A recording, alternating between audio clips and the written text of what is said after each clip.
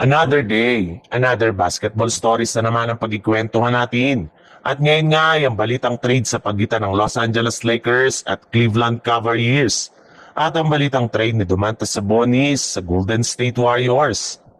Sinabi na nga ng isang NBA insider na kahit man nga maganda ang pwesto at kalagayan ngayon ng Los Angeles Lakers sa standing ng Western Conference, sa pagiging ika-fifth seed sa Western, ay sinigurado na nga ng kanilang front office na gagawa sila ng move sa trade market ngayong season.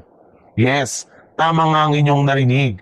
Kukuha pa nga ng bagong player ngayon sa trade market. At ang pinaka-prioridad nga nila ay hindi si Giannis kundi isang bagong 3&D na role player na makakatulong kina Luka Doncic at LeBron James. At isa nga sa mga target nila ditong trade ay si DeAndre Hunter mula sa Cleveland Cavaliers. Kung saan, posible nga nila ditong i-offer ang kanilang mga players na sina Rui Hachimura, Maxi Kleber, Dalton Kenick, Gabe Vincent at isang future first round pick. Yes, eto na nga ang posibleng unang trade na gagawin ngayon ng Lakers.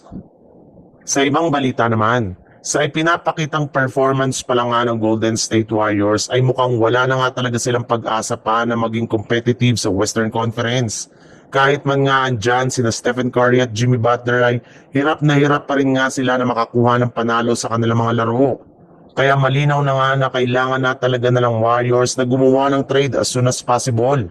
At kung sakali man nga na gumawa sila ng trade ay posible nga ditong i-offer ng walang iba kundi si Jonathan Kuminga na siyang nag-iisang player nila na may pinakamataas na trade value ngayong season. Maaari nga daw nila itong gamitin para makakuha ng ilang malalaking pangalan sa trade market.